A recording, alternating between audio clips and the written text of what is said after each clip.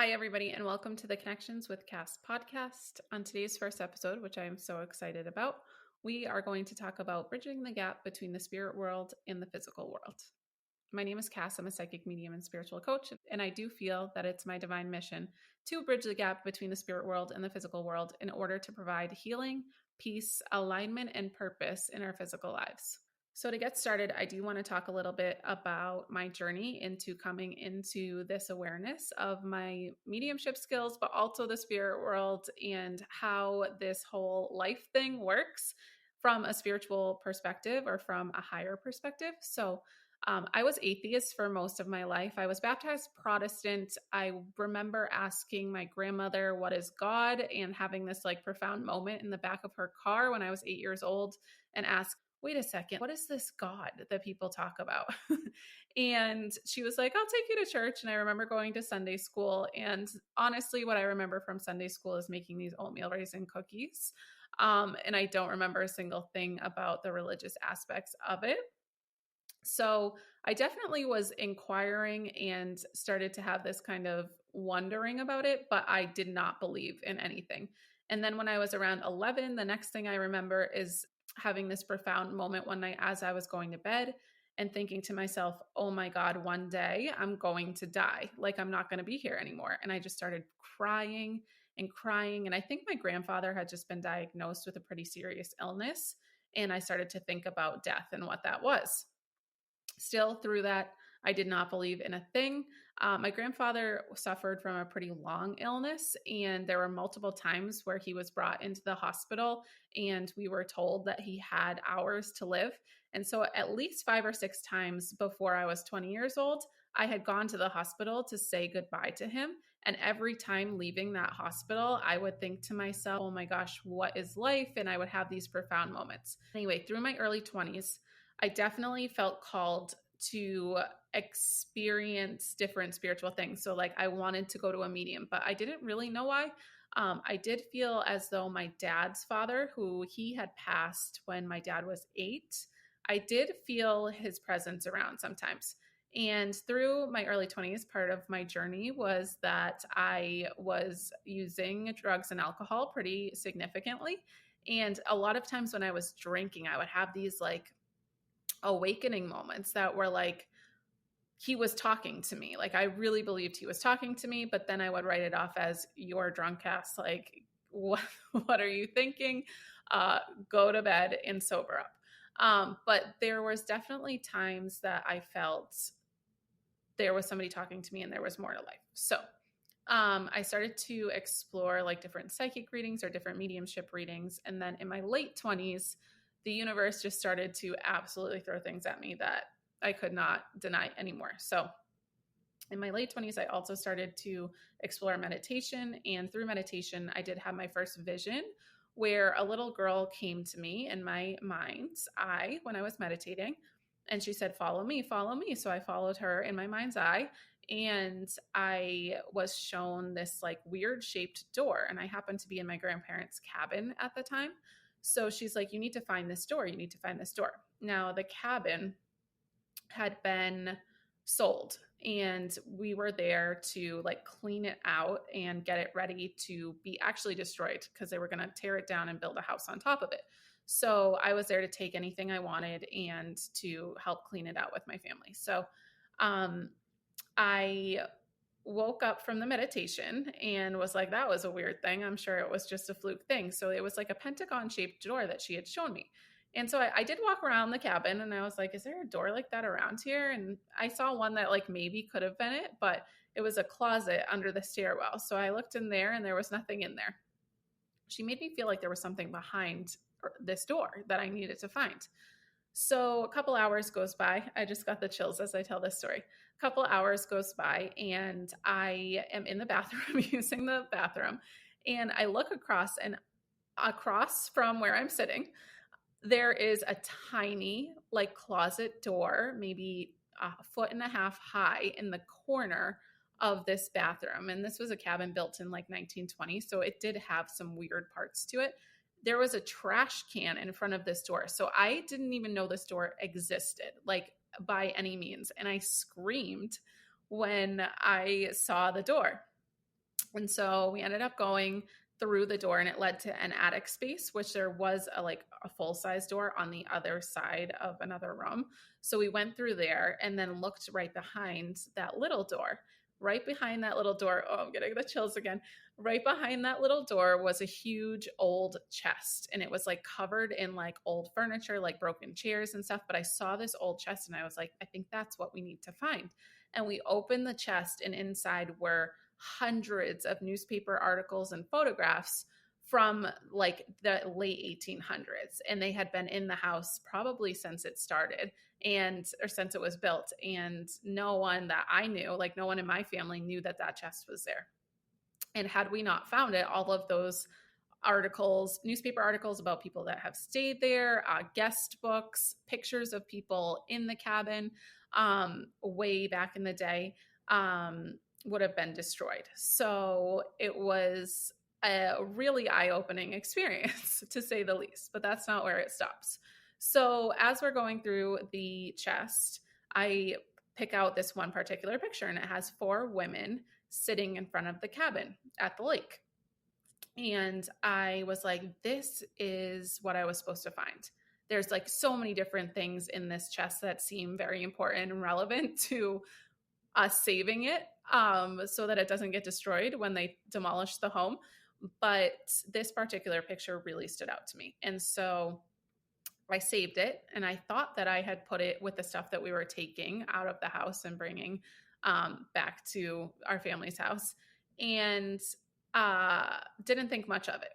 So I actually had taken the whole chest, and I thought that the picture was in the chest. So bring the chest to my grandmother's house. I show her everything, and she's like, okay, well, maybe we can bring some to the historical society. Maybe we'll keep some, etc. And I was like, yeah, there's a picture in there, whatever.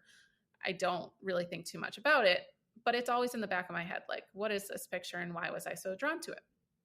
So a year later, my uncle ended up buying that house, and he had torn it down and rebuilt a new house on it. And so he was having a housewarming party for everybody in the family to come experience the property with this new house on it. So my grandmother's already there, and she was the one that owned the cabin. And my grandfather too, but it was her family's cabin. So I walk into the new house, and literally as I walk through the door, my uncle is saying to my grandmother, oh, by the way, I really wanted to ask you about something. And my grandmother said, what?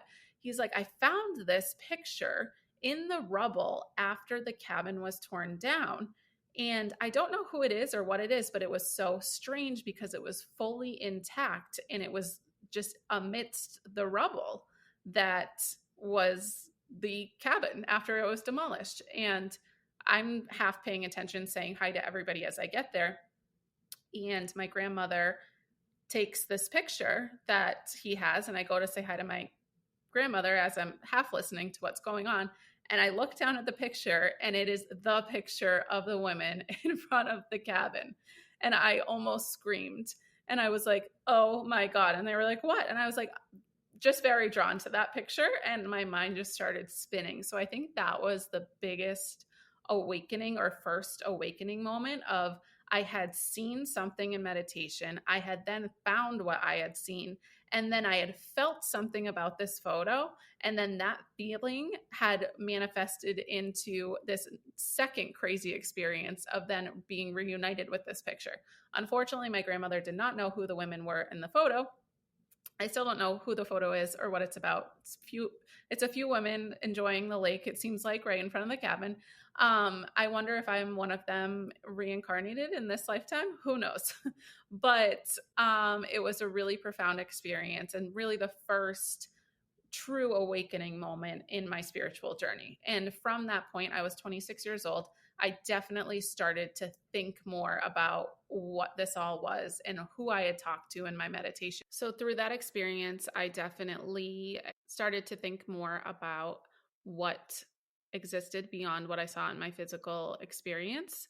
And I continued to keep meditating, but I was meditating more to find out the answers, not to just align myself or anything like that. So it took a couple years for me to wake up to the fact that I needed to heal a lot of parts of me. And I think in my late 20s, my drinking and drug use got a lot worse, and I was truly trying to numb everything that was happening in my physical experience. Well, what I thought was my physical experience. Looking back, I think that I was experiencing a lot of energy and misinformation from the spirit world because of my state of being under the influence of drugs and alcohol for such a large portion of my time.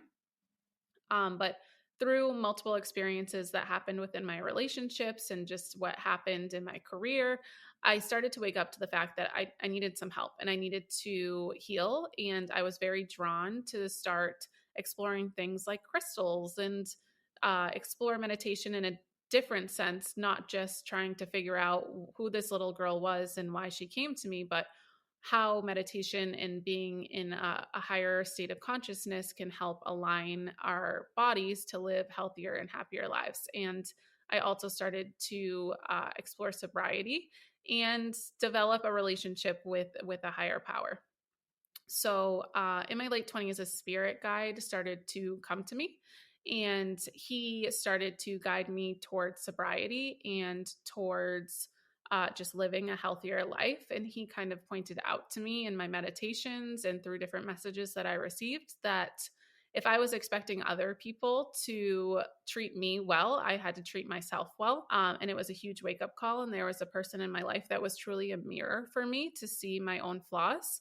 And this particular spirit guide would constantly point out how we were reflecting each other within each other and in our relationship.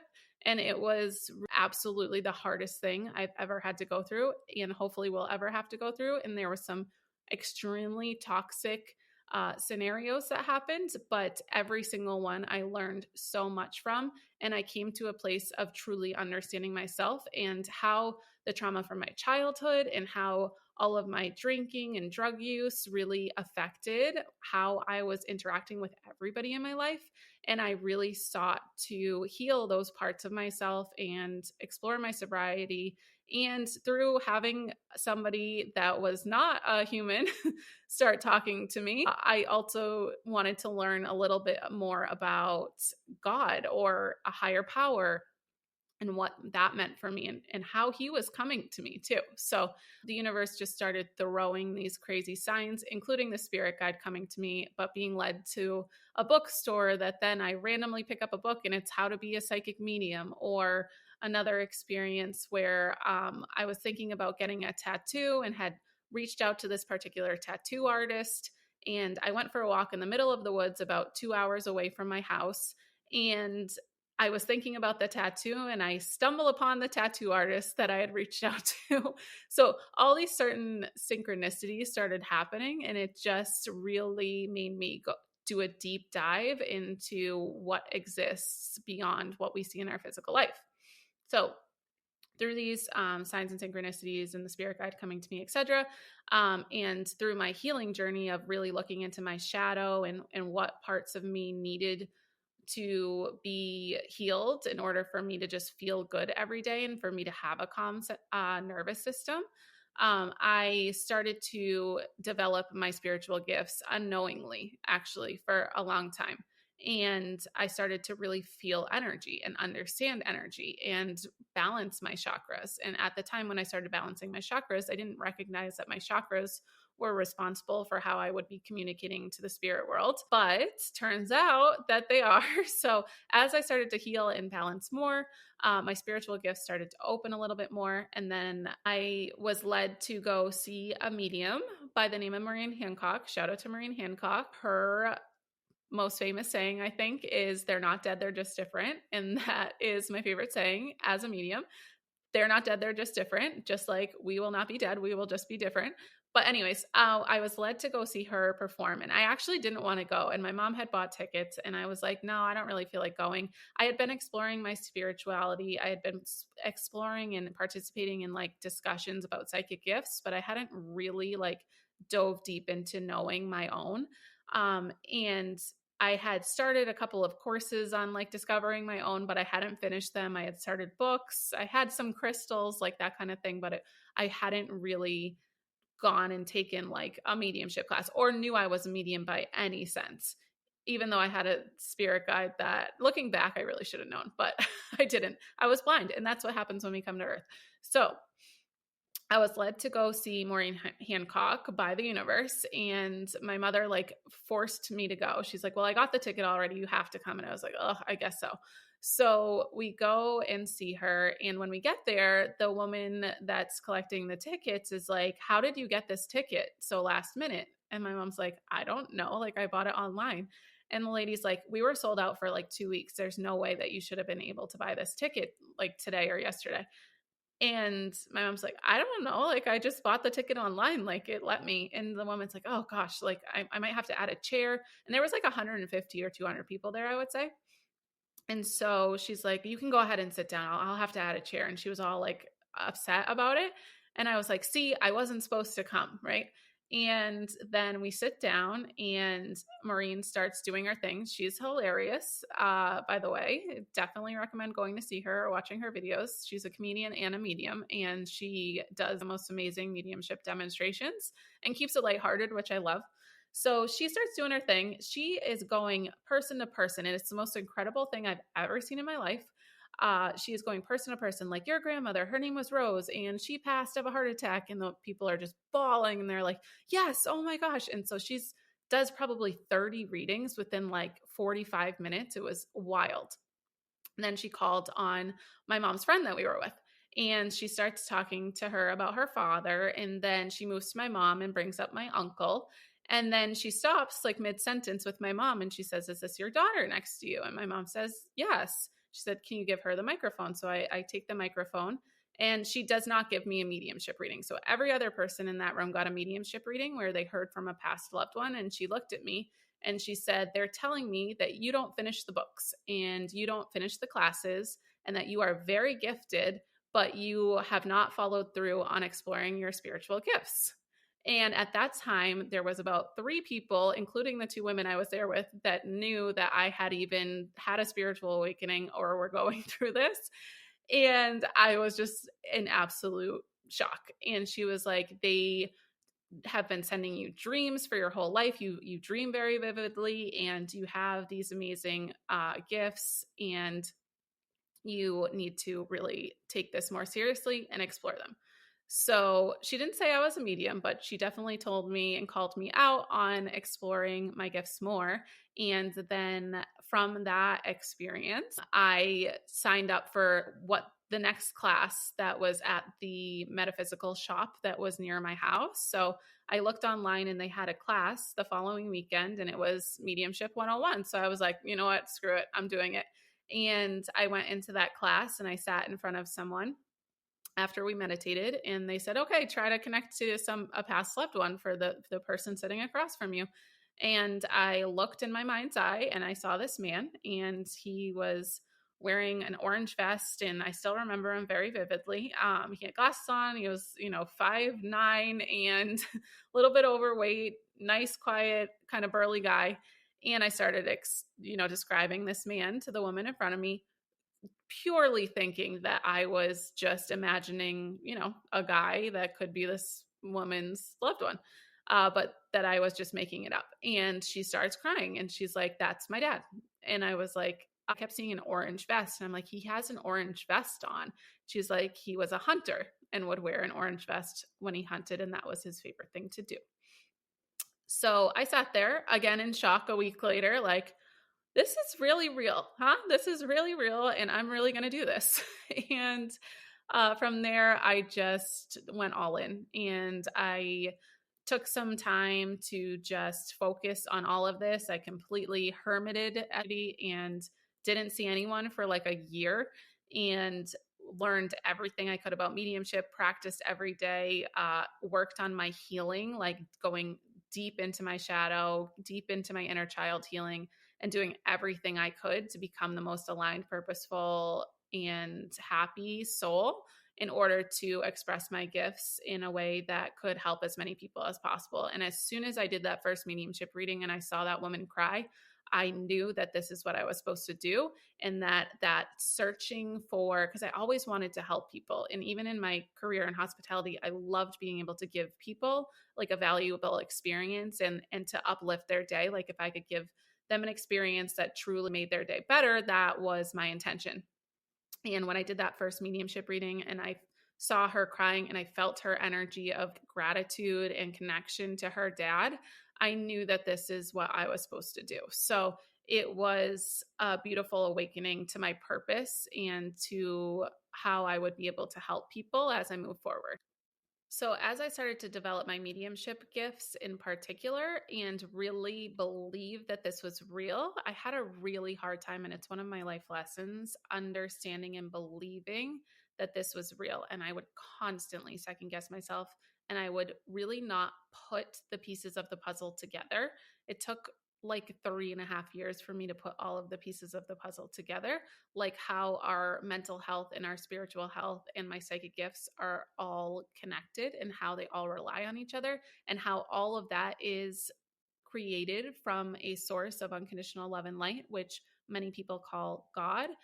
Some people would call the universe, some people call it spirit. So, really understanding and developing my belief system was crucial in order to understand how the spirit world works and how the physical world works. And that's what we're here to do today. So, after that lengthy intro, I want to talk about bridging the gap between the spirit world and the physical world. So, from these awakening experiences and developing my mediumship, I really started to understand how the spirit world works and how once our physical body doesn't exist on the earth plane anymore, how our soul ascends into this spirit world or heaven or higher vibrational plane of unconditional love and light, which is what I like to call it. And when we ascend into this higher vibrational plane, we exist only in energy and we are filled with unconditional love and light and free of the ego and the free will and the negativity that exists on earth from the density of our human experience. So, as we start to understand how this spiritual world works, or this higher vibrational plane works that we ascend to after we pass, we can also start to think about how aligning to what's beyond that spirit world can also help us on our path. So, in addition to our loved ones, there are so many other entities like angels and spirit guides that are helping us on our journey. And they are all guided by our creator. And whether you want to call that God, or whether you want to call that the light, whether you want to call that the universe, it is my belief that there is a center of the universe that is pure unconditional light that is guiding all of this to happen. So, that is my kind of take on our creator. I tend to call this experience that I'm having in human form with this creator like the universe. And so we exist in the universe. And some people will call it source or light or God. I kind of interchange myself. I do believe that there is an essence that is guiding us and loving us and providing this opportunity with our loved ones and our guides and our angels in order to experience growth and evolution within our soul's journey. And that this time on earth is just a small blip in the radar. So that's my take on it. And I do feel that when we align to our belief system and when we align to just understanding this stuff, we truly can kind of follow an easier path. Now, we can only align to really understanding this when we heal the deepest parts of us, because when there's fear within us from our childhood wounds, when there's insecurities, when there's pain, it's going to be very hard to experience the energy communication from the divine place that you want to call heaven or the spirit world or the universe that is being provided for us. So if you're sitting here and you're thinking, well, I've never felt my loved ones around, I don't believe that they exist, it's most likely because you have energetic blockages from pain and grief that you've experienced on the human plane. And once you clear those, you are a clear channel in order to experience energetic communication and love from the other side. So it is my belief that we all have chakras that exist right outside of our body. That's pretty universal knowledge. If you see any poster in a yoga studio, it's a woman sitting cross-legged with chakras outside of her. They're like rainbow dots around her. So if you are unfamiliar with chakras, do a quick Google search, and I'm sure you have seen this image before. But each chakra is essentially an energetic portal, and each portal is receiving energy from other humans and from the spirit world pretty consistently throughout your day. Looking back at my life and seeing how attuned I am to energy as a medium and being pretty connected naturally, I recognized that I was numbing a lot of the energy that was coming in, and I was very confused by it, and I was depressed by it, and I was anxious by it. And now, as I understand what it is, I don't feel the need to numb it, and I'm actually so grateful for it. And it actually helps align me and creates a lot of purpose in my life. So, that all being said, so these energetic portals that exist outside of our body called chakras are receiving energy from other people and from the spirit world all of the time. And that's to say, like, if you walk up to somebody in the grocery store that's standing in front of you, you might feel that they're just in a bad mood. They have not done a single thing. You don't see their face, but you just feel like they're not having a good day. I don't want to mess with them. That's you sensing their energy through your energetic portals. So as we move about our days, we're constantly receiving energy from those other people, and not even receiving energy, but just being aware of others' energy and communicating with them in an energetic level that we're not always conscious of. And for me, I wasn't conscious of this most of my life. In addition to, experiencing other energies from this plane, we also are experiencing energy from higher planes like the spirit world or the angelic realm. So angels and guides and loved ones are constantly sending us energetic communication and information. And it's not until we really believe that this is true and understand what it is that we can wake up to the fact that maybe some of that anxiety that we feel, or maybe some of that really distracted thinking that happens, which was my number one symptom of energetic communication and still is. If I ever pause and I'm like, wait, what was I saying? It's because I'm getting some sort of something from the universe. So yeah, as we move throughout our days, we're also receiving all of this energetic communication from so many different entities of unconditional love and light that are guiding us and helping us on our journeys. But it's not until we become conscious of that that we can use it to help us move towards our highest good.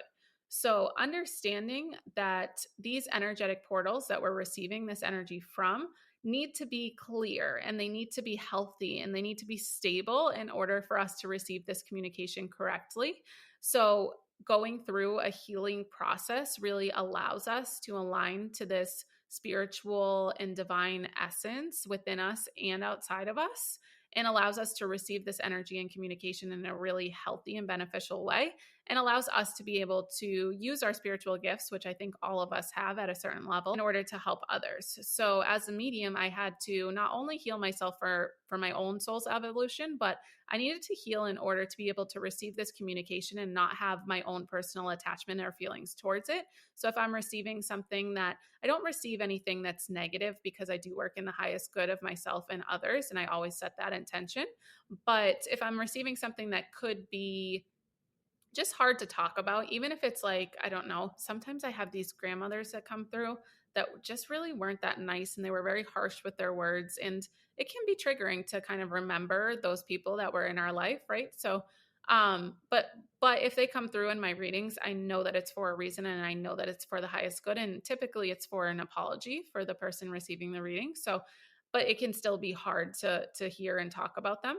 And so if I'm receiving this communication, and I had a grandmother that was like that, and I haven't healed from those parts of her, I'm not going to be able to feel that apology as much as I could if I'm healed from my own experiences, right? And I'm going to be guarded in my heart space and not feel the true essence of this spirit communicator that's coming through.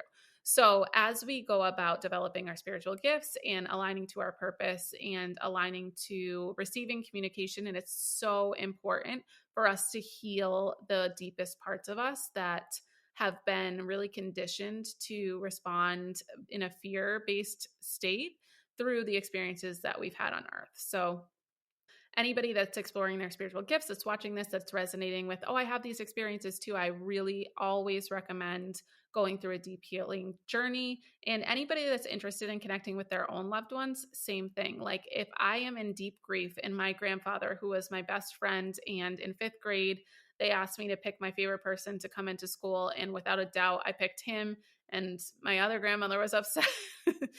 but it's just, we had this soul connection, and we still do in spirit. And if I'm in such deep grief that whenever I think about him, I'm crying, which was happening for a long time, I'm not going to be able to receive the communication that he wants to give me that will help me on my journey. So it's so important for me to heal and understand this new relationship with him, that he's not dead, it's just different, and to understand the process of life and the beautiful graduation that I really think of as death now, because the spirit world is truly it's pretty nice up there. It's really nice up there. And so I do like calling it heaven, because heaven has such a connotation, even if you're not religious, of being this beautiful space where you can do anything you want and be in a field of daisies forever with the sun shining on you. And it really is like that. It is full of unconditional light and love, and free of free will, free of ego, free of negativity. Everybody's in this higher perspective of sincere clarity of what's wrong and what's right. And yeah, it's a beautiful kind of place to be. So anyways, I digress. By understanding that my grief is inhibiting me from receiving communication and really going deep into my heart space and really processing that grief in a healthy way will allow me to communicate with him. So as I said before, if you're sitting here and you're like, well, I like what you're saying and I want to believe it, but I don't feel my loved ones around me, they don't send me signs, they don't send me synchronicities, I want you to take a hard look at your grieving process. And I want you to take a hard look at things that might be holding you back from experiencing this beautiful energy that they're sending you, because our minds try to protect us, and they try to protect us for the right reasons, but it's typically the wrong reasons. We just live in a state of fear, and we live in a state of second guessing and judgment in this human kind of experience. And it's so important to get to the bottom of why we're kind of on autopilot in that sense, and kind of break the mold and heal those parts of us, and then think about things in a different way and accept what is, and align to receiving this energy and communication and believing that it's real. So as we move, through our lives, and we recognize that there is a physical world and a spiritual world, I just encourage everybody to think about the two as existing in the same place at the same time, just in physical form and in spirit form.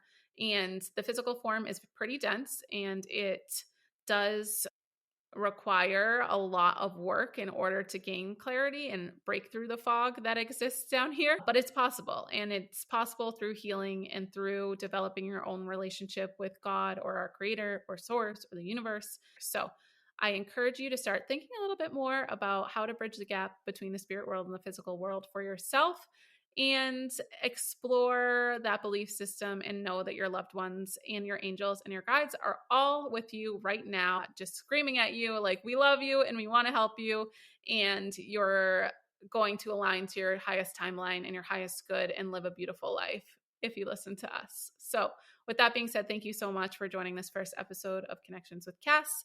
And next week, we will be back with a different topic, undecided yet, but I'm super excited to continue on this podcast journey with you all. And I will see you next week.